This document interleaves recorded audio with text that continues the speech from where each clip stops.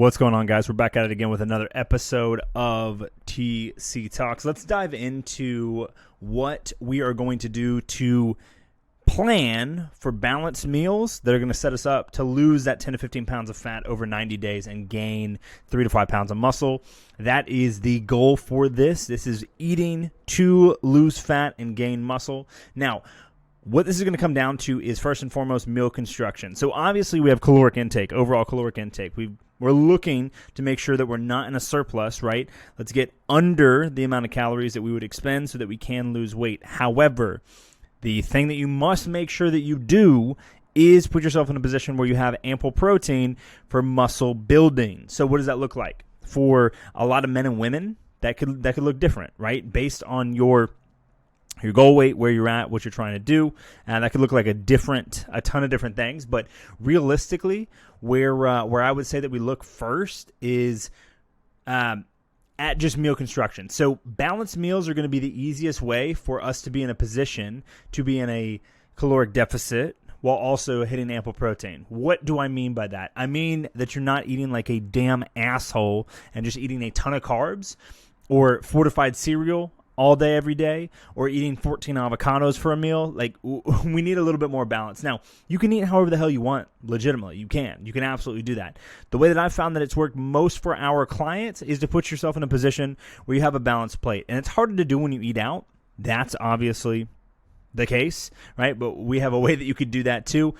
Overall, though, you're going to want to look at a protein. We always go protein first. So it's protein before everything. Then we're looking at our leafy and green veggie, and then a secondary veggie, and then carb, and then fat maybe if we're at home, not so much if we're eating out. So what does this actually look like? First and foremost, we're looking at the protein. 6 to 8 ounces of protein per meal, right, should put you in a position where you're eating a whole lot more protein than you're used to. This is good. This is going to suck. It's going to be different. That's okay. You got to do it if you're trying to hit the goals that we're talking about in the beginning of this. If you want 10 to 15 pounds of fat gone and you want to gain muscle, well, you're going to have to work out, obviously, strength train, but you're going to have to eat right. If you keep eating like an asshole, you're not going to actually get there. So the easiest way to do that is to have protein first. Okay, you can eat chicken breast, bison, venison, lean turkey breast, ground turkey, pork. You can eat ground beef, fish, egg whites, eggs. You can eat cottage cheese, Greek yogurt, take protein powder, use tuna. You can also do beef jerky, right? There's very low fat, like 0.5 grams of fat in that. It's primarily protein. You can do any of those kind of things. Regardless, so eat what you want and throw away the rest. You don't need everything. You don't have to have variety in every damn meal that you eat. You probably currently eat the same 8 to 9 meals all day, every day, or all week, every week, month over month. We just might need to change those. So first and foremost is going to be protein source, right? For the veggies, what we're going to be looking at is getting some of our nutrient density out of being intentional about leafy and green veggies. Now, why? Fiber. Why? Because you're going to get vitamins from whole food sources. But also why? You're also going to be eating more volume of food, which is going to give you the impression that you're fuller faster, okay? Can you eat veggies that are like more, carb-heavy veggies, peas, carrots, corn, squash, zucchini, eggplant, pumpkins, and beets? You can.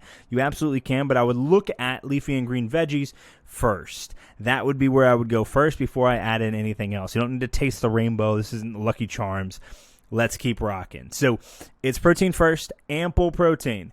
I eat over 200 grams of protein a day. You don't have to do the same, but you do have to eat enough protein that you're not just lifting fucking around. Now, what that looks like for you, research in some regards would state that it's 1.62 grams of protein per pound of body weight.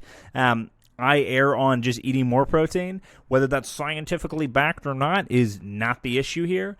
I prefer to eat more animal protein to get more calories from my protein sources. I enjoy that more than I enjoy eating fucking zucchini. So totally up to you. You can do whatever you want there. What we have to be careful about with these meals, though, is high sugar and high fat combined. That makes it the easiest to binge, and next thing you know, you're 300 pounds, and you ain't trying to do all that. So we've got protein first. Any of these protein sources, good to rock and roll. Then we've got our are carb sources. Okay, you got sweet potatoes, red potatoes. Potatoes are not bad, right? You've got your rices too, not bad. You've got Ezekiel bread, rolled oats. Another way to cook a potato, baked potato, right? You've got quinoa, you got fruit, you got berries. Like, you can do any of this kind of stuff. Don't think that because, Keto King said you should be no carb, that's exactly what you have to do. That's stupid, and it's not right.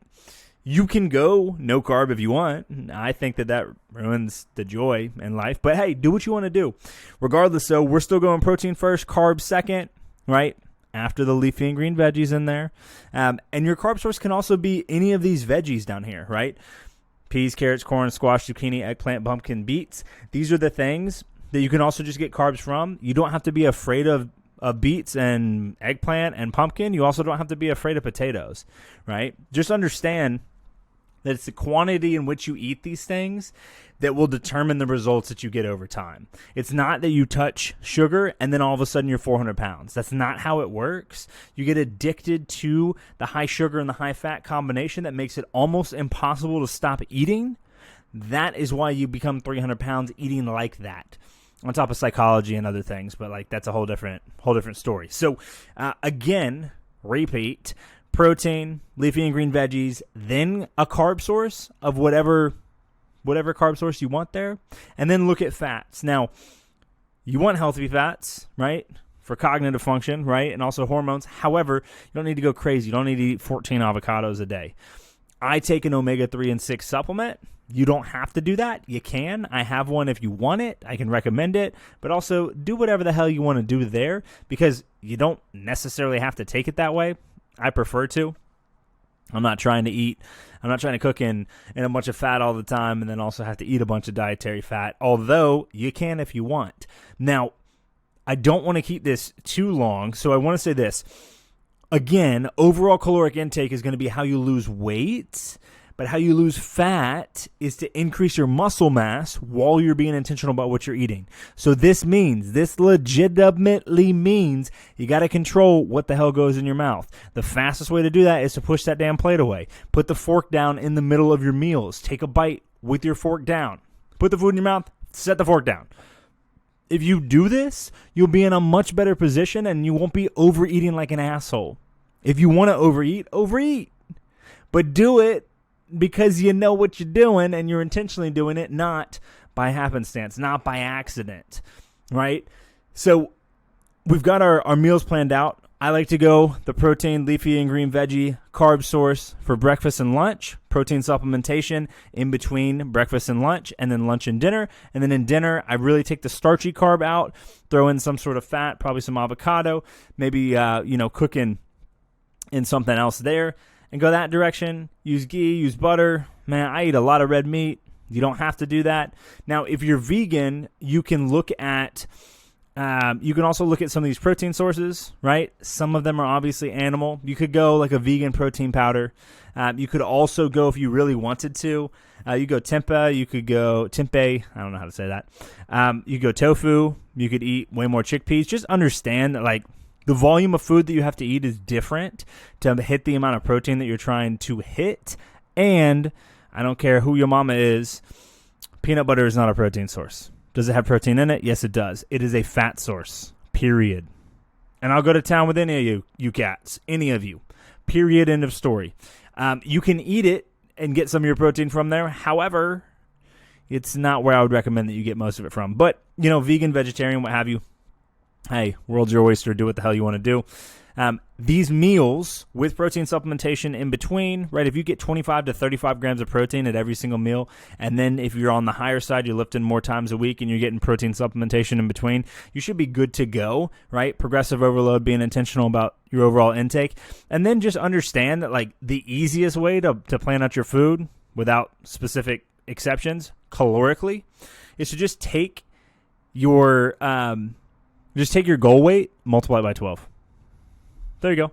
And then eat the amount of grams in protein for the body weight that you want to be. So if you want to be 150, eat 150 grams of protein.